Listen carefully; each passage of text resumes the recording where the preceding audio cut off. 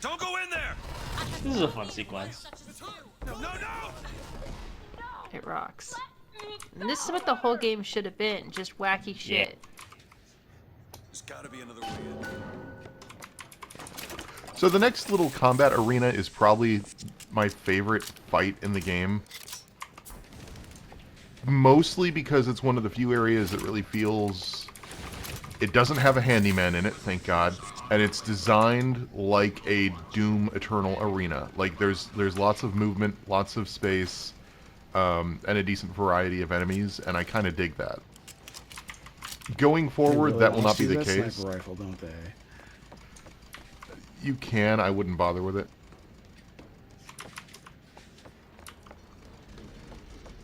Oh, that was not... Oh, let me in. Jesus. I do like I like how you could see her get kidnapped and then not do anything about it. Like, that actually felt really organic when normally that's something that's really easy to fuck up in a video game. Like, normally that feels like complete horseshit, but like they actually handled it, I think, pretty You know elegantly. why? It's because there wasn't like a struggle. Like other games, it's like a fucking full minute struggle of like, oh my god, come save me, oh my goodness. And then you can't, and you're like, that's horseshit. But this one, it was like, she's running, I'm almost there, zip zip, she's gone. Right, exactly. And then, because you don't see what happens after that, and like what goes, it actually does leave you with a real sense of urgency, because you have no idea at what point in this process you'll be arriving. For all you know, like, it could still be in progress, or you could be too late.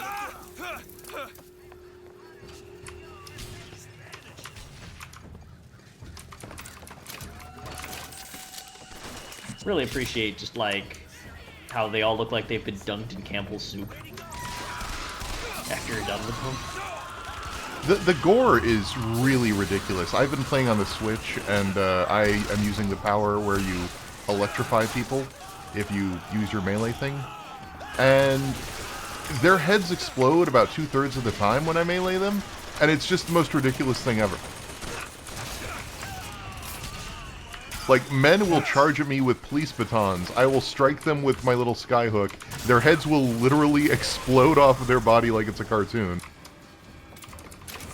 Yeah. It doesn't really, like... Ideally, it'd be a Doom situation where it feels, like, really cathartic, but I don't know if it really does. Well, part of the problem is that they're it's not heat. demons. Well, part of it is that the environmental damage, or not environmental, but the elemental damage is itself what pops the head. So, like, I do the strike, and my arm goes, ugh, and the guy gets electrocuted, and he starts shaking, and then, like, 500 milliseconds later, his head just goes, and just pops off his head, and just disappears. That was really And it's just, pop. it's goofy. If you're looking for the last guy, he's upstairs with Elizabeth. This drove me nuts, yeah. Oh, you have to use the skyhook to get up there. I do like skyhooking down on people. I would do that, like, with literally every combatant if I could. I even find, like, the little decal that goes under them pretty satisfying.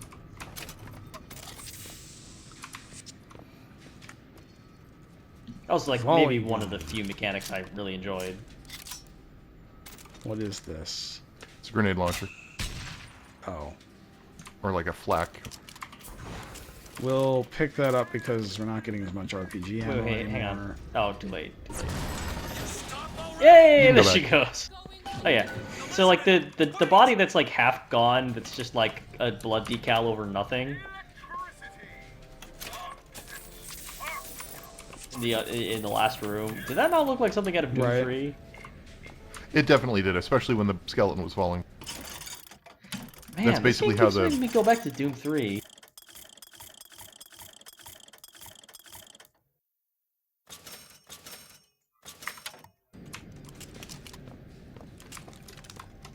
Is this game made by any of the same people who made Doom 3? I have no idea. You'd have to look for ex-IT employees that ended up at Irrational. Yeah. Oh, yep. Hey, See, this is the kind of capture in a cutscene thing that is not amazing. I do think it's really funny how we just get yeeted off of the platform, though. I think that as long as you've got a Sky City, like, having shit like that is great. Like, oh, see, like, this is cool. This is the kind of thing I wanted to see more of in the game, actually. This game would have been so much better if it, like, had a sense of humor, and the whole point of it was to be funny. Like, it would just the mechanics of the game, the, like, premise, it just would have been better if it was supposed to be funny. You're right. It has, like, this weirdly... Yeah, but it's all super serious. It has this, like, Miyazaki-style, cartoonish, like, landscape, and then it just fills it with the most grim horse shit. Yeah. This conversation between Elizabeth and Booker when they agree to be partners again feels very, I don't know, superhero movie. It's like, what's that one with that guy who's tomb raiding all the time, and he's like, I'm a Uncharted? tomb raider. Yeah, it's like... You're a liar, Mr. DeWitt. We literally told her that we were taking her to pay off a debt, and then we told her again, and she's like, oh, now you're a liar. God, this script. I do, like, yeah, like, I think that it's very messy. I do enjoy that they're, like, kind of giving her... That they didn't, like, keep the whole, like, naive thing going for that long. Like, now you're kind of have some back and forth and, like, kind of understanding his characters. I'm glad it didn't take long for that to develop, because it's a much more interesting dynamic. The captains of industry have been able to ride the rails, had not the Chinamen laid the track for them. So I said... New pants! Deadly lungers! Yeah, I think I had these, and, like, something that made my skyhook melee strike, like, heal me, and then something that made it catch people on fire. I want to say that was my Oh yeah, the fire one is good. I just want to start calling all of my pairs of pants Deadly Lungers.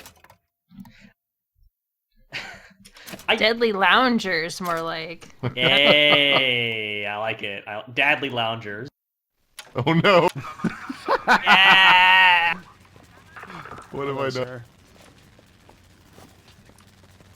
Can I just say that my favorite, the best like upgrade in Doom 2016 is the one that lets you like ridiculously increases your glory kill range to the point where, like, if anyone is wounded anywhere in the level and you just press the button, you teleport to them essentially. Oh, I never tried that one. I will next time. When you use the rage power up, it like automatically triggers glory kills whenever you're near anyone. So if you get that power up in like the last few boss arenas, you can literally just spam M1 or whatever, and like you just teleport around killing every enemy like you're an anime protagonist. She's good for an airship. I don't care if she's the Queen of Holland. So this is the entryway to Fink's establishment. And these are people trying to get jobs with Fink, and Fink is saying that they are not hiring right now, go away. I think this game missed a trick by not having more people just casually carrying big weapons around. Both because, like, that's a thing that it's doing here, and also, like, that's the justification for nobody noticing Booker doing it, is that it's just normal. Oh, that's such a pet peeve. Oh my god. If I was... Like, I've been in public places and saw someone with a sidearm or something, and it, like, I left that establishment. Immediately, I fucking left. So, like, I can't imagine seeing someone, just a random person with a giant-ass gun, and just being like, that's a grease gun on his hip and a rocket launcher on his shoulder. Cool. And his left arm's on fire.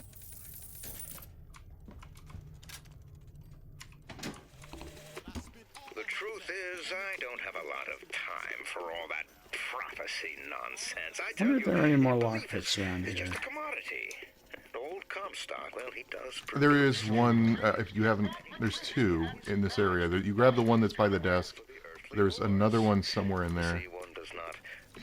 Do we want to talk about the box art for this game? No, sir. We can. That's Fink timber. Because that was like, that was a minor, like, I want to say that even before this game came out, that was like a minor, like, little dirt devil of, like, articles and tweets and stuff. Yeah. Where, like, they really hyped up this game as being, like, so cool and avant-garde and everything, and then they show the box art, and it's just, like, the most generic-looking thing ever. You can look it up. It's just like, generic dude with a gun Can I describe it? I'm looking at it right now. Yeah. Sure. Go for it. It's like Mr. Boomsman, super action hero, with a haircut that you would see on Macklemore. Look that up, Zoomers. You don't remember Macklemore? That's okay. Don't. He's wearing like an old-timey vest, but my favorite part is his little scarf. He's got the sweetest little scarf. But he's got this big old gun that doesn't make any sense on his shoulder. There are explosions. There's like, who's that guy that did Star Trek recently? J.J. Abrams? Is that right? Yeah. Yes. It's got lens flare, and it's got the American flag on fire. Oh shit, this ain't your daddy's whatever the fuck this is. It is marketed as a dad game. Any dad who sees this game is like, I gotta give this a try. Someone's gotta put that flag out. So I would describe it as like Nathan Drake holding Doom Guy's shotgun at some sort of like, not a Ren fair, but is there a turn of the century Ren fair? Is that a thing? Like a steampunk get-together. Steampunk Nathan Drake holding Doom Guy's shotgun in front of a burning American flag. That's it. That's it. And That's what you good, just that's heard good. is exactly what was described to the cover artist. And so people like still have this idea. So there's always been this really uneasy tension among certain like AAA fans, where like they really want AAA games to have a veneer of like prestige Art. and Yeah. certain people. There was a certain like strand of people like okay. Obviously, There's one when it under comes the to this desk, game, Josh. people are gonna buy it. A lot of the people who are gonna buy it are just like very standard Xbox 360, don't really think much about video games, just like, oh, there's a new one, comes out, I heard it's good, you get to shoot people in it, and this is what I like to do with my spare time, so I will buy it. And that's the demographic that they target with covers like this. And then there was another demographic of people who do all of that, but also, like, want it to have, like, that prestige. And they got very upset because they're like, what's the point of this cover? It makes it look like a dumb shoot bang and not like the kind of cerebral brain teaser that we are all certain we're getting from these teasers that we've been seeing tripped over the past few years. And it actually got bad enough that Ken Levine gave an interview to somebody where he was basically like, yeah, the problem is that we showed the people we were selling this game to two covers, and one of them looked really cool, and one of them was that one, and they said that they would buy that one, and that they didn't know what to think about the other one. So, there you go. Yeah, duh. That's how marketing works. Yep. So, two things before we leave this room. One, under the main desk there is some of that health I was complaining about, where you would never find that in a battle. Two, this is more of the weird editing things together thing that make no sense. Slate, apparently, the guy that killed himself in one of the previous episodes that we helped kill himself because he was a soldier and wanted an honorable death, blah, blah, blah, apparently worked for Fink at some point. Doesn't really make any sense. Doesn't really, he's a soldier, why, but whatever. And had Elizabeth's mom's journal that he Fink got has somehow. Pinkertons, so That's true, but like also it just kind of comes out of nowhere that this is his office? Are we in a This is, security again, area? clearly, like, this game is getting rewritten a lot, and they needed certain reveals to happen at certain points, and there's just like, whatever, just stick it in there. We'll Right, write and around it. that's more my point, is like, I we mean- just learned that Elizabeth's mom is not her mom and didn't want her living with them. Which is why she was in the tower. It was not Comstock that stuck her in the tower. yeah. Like it's kind of baffling to me how bad this must have gotten, because they clearly recorded dialogue. They got to the point where they had the stuff written and had the voice actors doing it, and then went, oh wait, no, that doesn't make sense with this stuff we built, we need to change it, and like spliced conversations together in ways that they were not originally intended to be, like that bit with the liar bit earlier. Like, that In is fairness- not, like that's a late term kind of problem. Yes. In fairness, this is actually a fairly adept version of that. Like, if you're going to splice a game together in the last minute just to make it make sense, this is not the worst I've seen. This is not something like absolutely. this. Sure. Destiny 1 or Thief 4, which are clear examples of that being just like utter nonsense. So this is an example of like, this is, I think, like a pretty decent like thing. Fink is aware of us and probably knows our reputation and is like, this is clearly a man who would help a person such as I because he has so many times in the past. Like, I forget if that actually is directly addressed, but like, this is the kind of synergy that should be happening with Booker, where like he's being treated like a friend by someone who's obviously repulsive, and then that should make you start feeling uncomfortable about Booker. Yeah, they actually do get into that a little bit here. Really, until the whole plot goes sideways, once we do the dimension shift, this is maybe the strongest the plot itself is. It's not the strongest the game is. The combat is terrible, and the game's strongest point is clearly its opening. But, like, plot-wise, we have some clear goals, some characters interacting. It's doing stuff. It's functional. Yeah. I like that he Probably why I signs his remember. name on all of these fucking billboards. It's like, it's not enough that my face is on it next to these words. People need to know that I've signed off on this saying that I've made up. The Gavin Belson Fink signature box. What does Mr. Fink want with us? Excuse me, miss. God. I don't remember this game being in the game, but I can already kind of tell that it's disappointing. But any questions regarding the gentleman's application? Why is Oscar Wilde here? Mr. Fink directly. He is the representative of Fink. He came and gave us Why is this he gift box. straightforwardly Oscar Wilde, though? Wait, whoa. Head to the gunsmith or scavenge supplies by And Where it is he? disappears. Oh my god. All right, well, Oscar Oh my Wilde has stepped through a God. dimensional portal back to home. Oh, I remember That's hating fucking this weird. area. Yeah, this is one of this plays terribly. So this is cool. This is like fun. It's like workers are auctioning low wages, like lowering their wage for all these shit jobs, and this feels like extremely, like, again, it's a surreal, like, bizarre thing, but it fits with like the theme, and it's kind of cool. And this, like, it's not as directly like pirating, horrifying imagery as like some of its racial stuff. They're bidding minutes. I'm not sure if they're like bidding away break time or I think it saying might. the they can numbers do are it going down. fast. The numbers are going down. It's how long do you think it would take you to do this crap job? Yeah. Oh my god. This is just like gig like. This is fucking Yeah. DoorDash. Oh, they knew what was going to happen. Fuck. Don't possess any of this stuff yet, Josh, because as soon as you do, every bad guy. no. Would take no money for his art. Why, George Washington would only accept the presidency if he were paid a single dollar. I think I'm trying to figure out what it is about like the art direction and everything about this gun, which is just sending me very strong signals that it's not going to be fun to use. Yeah, we're about think to it's- see. I think it's the like how close your hand is to the camera. You hit yourself in the face with it.